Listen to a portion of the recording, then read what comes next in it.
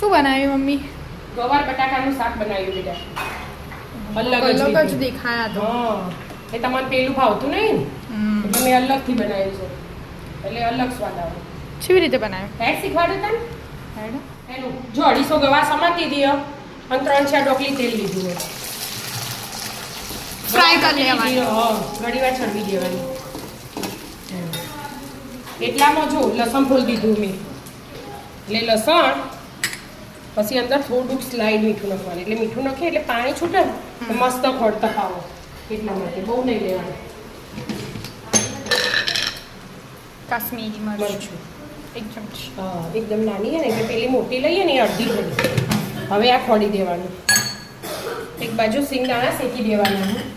ખાસું બધું કામ કરવાનું. હા એટલે ના તળાવ દો એટલે બે વસ્તુ કરી દઈએ. કરી દઈએ. સિંગદાણા શેકી લે એના ખોળી ગવારને તળી લીધી.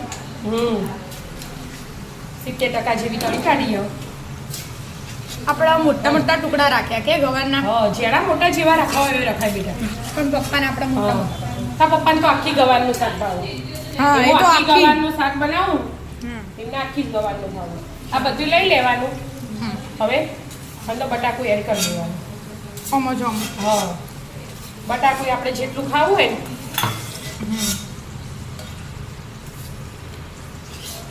કોઈને વધારે ગવાર રાખવી હોય તો થોડું બટાકું લેવાનું. હા આમ બે ખરખું રાખવું હોય તો બે ખરખું લેવાનું. આપણે બે પણ એના એનો જો પેલો સ્વાદ ગમતો ના હોય ને ગવારનો આપણે ડાયરેક્ટ બેઠું વગાડીએ ગવાર બટાકા તો આ અલગ રીતે બનાવવાનું. બધી રીતે ટ્રાય કરવાનું જેવી રીતે ગમે એવી રીતે બનાવો એવી રીતે બનાવવાનું. બટાકા થોડા ફ્રાય કરી લેવાના. હા ઘડીક વાર એક બાજુ શેકવાય સિંગદાણા શેકાઈ જાય. શેકાઈ જાય. હા બટાકા થઈ જવા દો પેલા. તળાઈ ગયા. હા જોયા ચડીએ જ્યાં એટલે ભાજી જાય ને ફ્રાય થઈ ગયા. હવે એના એ બહાર નીકાળી દેવાના. હા ગવારના બી બટાકા નીકાળી લીધા. હવે પાછો વઘાર મૂકવાનો કે જો આ લસણની ચટણી થઈ જઈ હતી ને હા અને હવે તેલ એમના એમ જ રાખ્યું એટલા ને આપણે મસ્ત મસાલો બનાવવાનો જે આપણા આ શાકના ચાલી રહે ને એટલો બનાવી દેવાનો. હળદર લઈ લીધી, મરચું, ધાણા જીરું, ચાટ મસાલો ચેવડા મોટા કાઢી એમાં બનાવવાનું તો જો ઉતાવળમાં ભૂલી જાય એમાં બનાવે. અને આ ગરમ મસાલો આપણે ઘેર બનાવેલો હોય ને. હવે થોડું પાણી રેડી મિક્સ કરી દેવાનું. એટલે બધો મસાલા દાજી ના જાય એના માટે એવું કરવામાં આવે છે. એના નાખી દઈએ.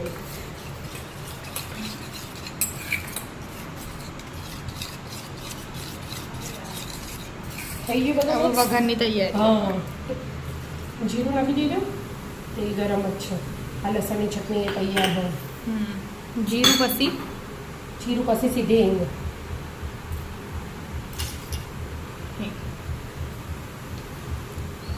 લીમડો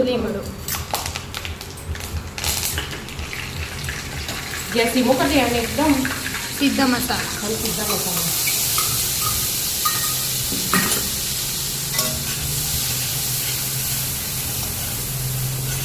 પાણી હોય ને એટલે દાજીના અને લસણની ચટણી એમાં એડ કરી દીધી. હવે 2 મિનિટ ચડવા દેવાનું બધા. હા બધાને ચડી રહ્યું. મસાલા બધા ચડી રહ્યા. ટામેટા મિક્સરમાં કર્યા. ઝીણા સમારી નખવા હોય તો એ નખાય એને. પણ આપણે આજે મોડું થયું ને કે મેં સમાર્યા ના મિક્સરમાં જ નાખી દીધું. ફટાફટ વગા દીધા ના ચડીએ જાય જલ્દી પ્યુરી બરાબર. એટલા માટે 2 મિનિટ ચડવા દેવાને. ટામેટાને 2 મિનિટ ચડવા એટલા મીઠું નાખી દો થોડું ફટાફટ ચડી શાકનું. પેલા આપણે જે બનાવ્યું હતું મસાલાનું એમાં તો મીઠું નાખી નતું એટલે આ મીઠું હવે નથી દેવાનું. બરાબર. એટલા માટે ચડવા દો. હા એટલાને આપણે બીજી તૈયારી કરવાની એનું. આ સિંગદાણા શેક્યા હતા ને એ પોતરા કાઢવાના ના કાઢવા હોય તો આખા કાઢી દો તો સારું. હું થોડા હાથ કચરા કરી દઉં એટલે ફટ લઈને નીકળી જાય આવી રીતે. અને પોતરા કાઢી અને પછી જો નીકળી જાય. થોડાક તલ બધું મિક્સ કરી શેકેલા એટલે ફટાફટ ફોતરા અલગ થઈ જાય.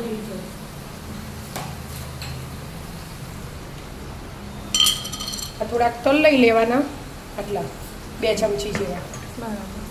અને સેવ આ ઝીણી સેવ હોય ને એ રહીએ લઈ લેવાની 1 ચમચી જેવી એ સેવ હોય ગોઠિયા હોય જે ઘરમાં હોય ને એ બધું. અને આ સિંગદાણા નાખીને અધકચરું વાટી દેવાનું પોતરા કાઢી. ચડી ગયો. ટામેટા ચડી ગયું અને આ ખંડાઈ ગયું અધકચરું ખોડવાનું એનું.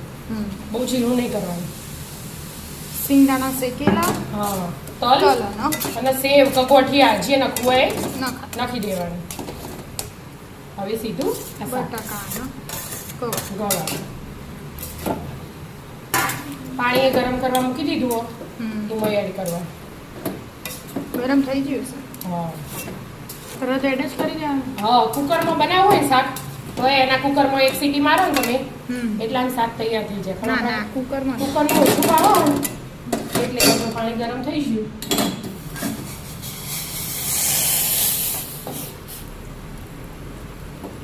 જોવો ને આપણે એ પ્રમાણે એડ કરવાનું પાણી તો બસ હવે ઢોકી ચડવા દેવાનું 10 મિનિટ. બરાબર એટલે તેલ છૂટશે બહાર. હા મસ્ત શાક તૈયાર છે. ચડી રહ્યું હશે મમ્મી. હો બેટા ચડી જો. મસ્ત મજાનું ગુવાર બટાકાનું એકદમ અલગ જ રીતે શાક. તૈયાર ગ્રેવી વાળું હોય. હા ધીમા ગેસે ચડાવીએ ને એટલે જો હવે તેલ દેખાય કોઈ ઘડીક વાર દેખાય. પછી ના દે. હા આપણે થોડુંક બેલેન્સ કરવા ખાંડ નાખવી હોય ને તો નાખવાની ના નાખવી હોય તો કોઈ નહીં. હા આવી જાઓ મિત્રો મસ્ત મજાનું ગુવાર બટાકાનું શાક ખાવા. રાધે રાધે. રાધે રાધે.